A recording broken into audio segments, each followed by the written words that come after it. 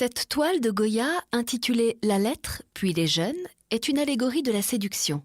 Elle raconte une histoire de femme, de secret et en filigrane de jalousie.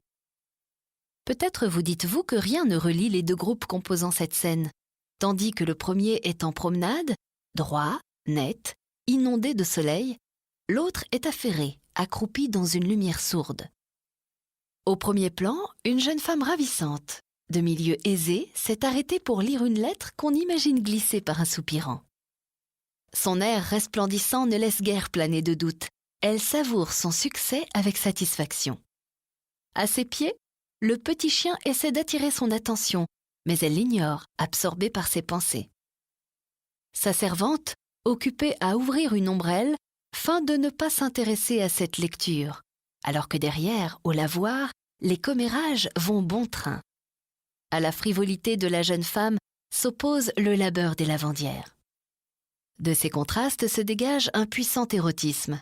La jeune femme qui attire notre regard est l'objet du désir, à la fois offerte à notre curiosité et dissimulée par Goya, à l'image de cette orgueilleuse poitrine saillante, à peine cachée sous un mince corsage blanc.